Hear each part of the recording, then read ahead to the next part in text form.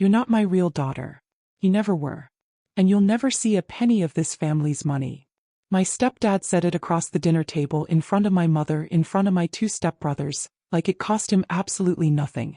What he didn't know was that I already owned half the house we were sitting in. My name is Hannah. I was 7 years old when my mother married Frank. My biological father died in an accident before I was old enough to really remember his voice, so for most of my childhood Frank was the only father figure I had. I called him Dad without being asked to. I sat beside him in the garage on weekends, handing him tools while he talked about hard work, discipline, and what it meant to build something worth leaving behind. For a long time I believed every word of it. The distance crept in so slowly I barely noticed it happening at first. A school play he skipped because one of my stepbrothers had a little league game the same evening. A birthday where my gift felt like an afterthought while my stepbrother's presents were clearly planned weeks in advance, wrapped carefully, thought through. I told myself it didn't mean anything. I told myself I was imagining a gap in how he treated us that probably wasn't really there. By the time I turned 18 I couldn't explain it away anymore. Frank sat me down one evening at the kitchen table and told me plainly that the family's savings were being set aside for his boys. Their cars, their tuition, their future homes one day. When I asked what that meant for me, he told me I was the independent one, that I'd always find a way to land on my feet without needing anyone's help. So I did exactly that. I worked through community college taking night classes, transferred into a 4-year program on scholarship, and built a career in healthcare administration that, by 28, paid more than Frank had ever earned in a single year of his life. I never threw any of that back in his face. I didn't need to prove anything to him.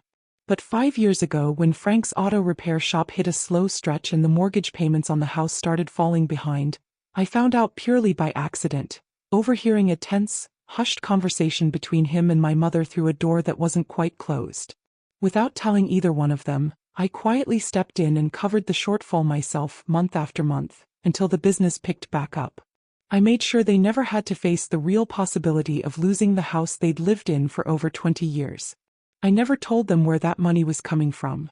My mother assumed Frank had worked out some kind of refinancing arrangement through the bank on his own. I let her believe that. I wasn't doing any of it for recognition or gratitude.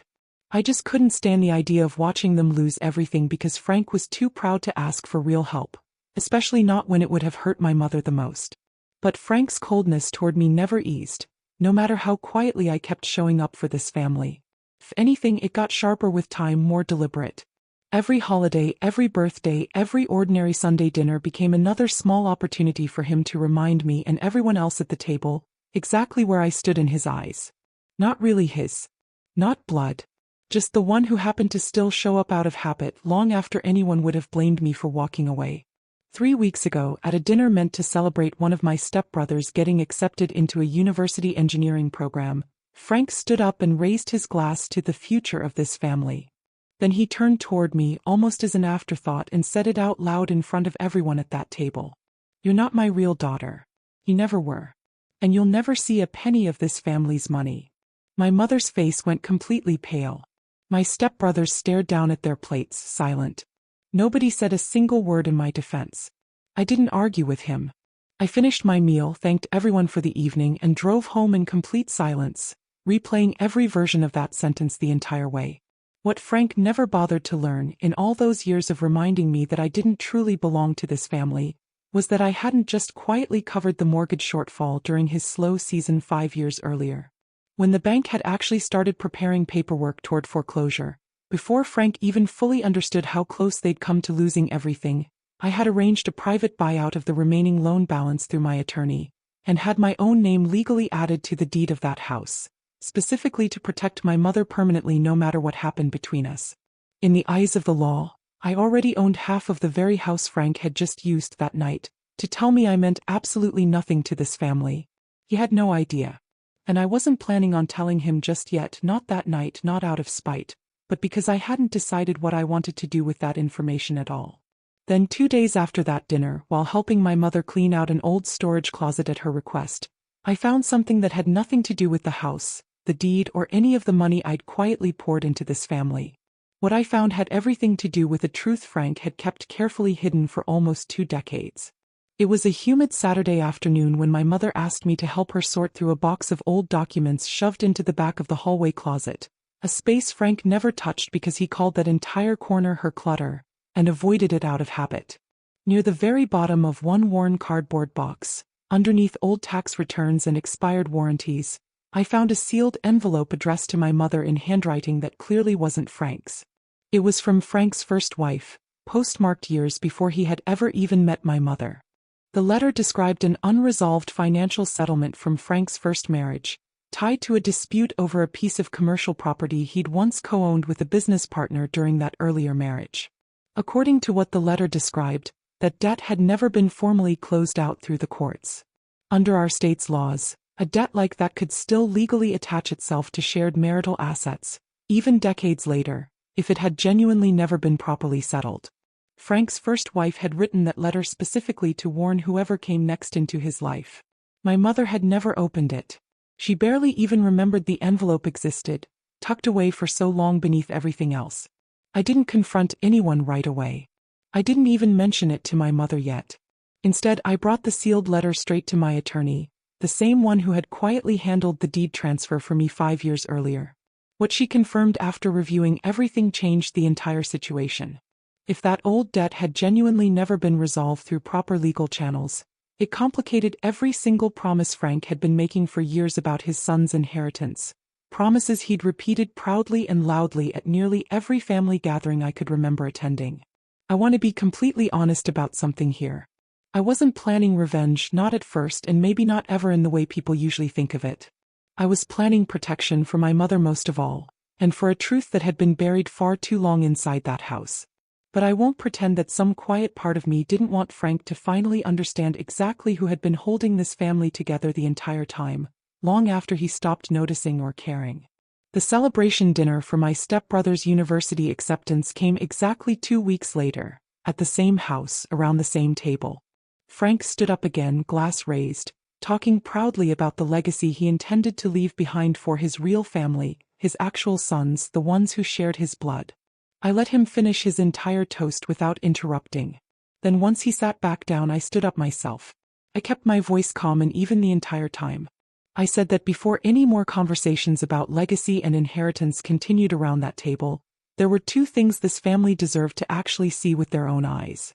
First, I brought out the deed, which already had my name legally attached to it, proving conclusively that the house wasn't fully Frank's to promise away to anyone, not the way he'd been implying for years. Second, I brought out the letter itself, sealed for nearly 2 decades, revealing a financial debt from Frank's first marriage that could unravel everything he had spent years claiming to secure for his sons' futures. The room fell into a silence I had genuinely never heard at that table before, not once in 20 years of Sunday dinners. My mother's hands were visibly trembling, not out of anger directed at me, but from the sheer shock of learning something Frank had hidden from her for their entire marriage together. My stepbrothers looked over at their father like they were seeing him clearly, honestly, for the very first time in their lives. Frank tried to talk his way out of it, the way he always managed to smooth over every uncomfortable situation with enough confidence and charm. But this time, nobody sitting at that table was willing to accept it from him. There was no shouting that night, no dramatic scene, no one storming out of the room.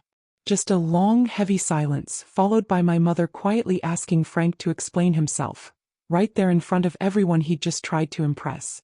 That alone was enough. 20 years of being told I wasn't his real daughter finally caught up with him in that single quiet moment at the dinner table. In the months since that dinner, a lot has genuinely shifted within this family. My mother and I have grown closer than we have ever been in our entire relationship, closer than I ever thought we could be after everything. One of my stepbrothers reached out to me privately not long afterward, admitting quietly that he'd always sensed something was off growing up in that house, but he never had the right words to describe exactly what it was until that dinner made it painfully clear. Frank and I barely speak to each other these days, and honestly I've stopped needing his approval to know exactly where I stand in this world and in this family.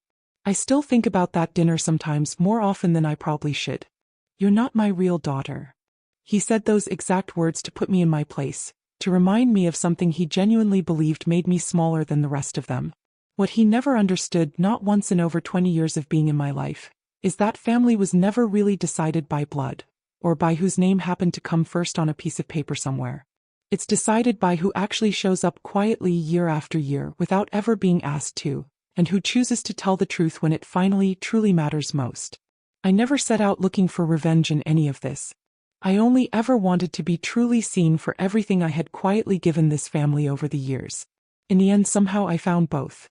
If someone in your own family ever made you feel like you didn't fully belong, the way Frank made me feel for 20 years, I'd genuinely like to know. Did you stay silent the way I did for so long? Or did you eventually let the truth speak for itself the way I finally did?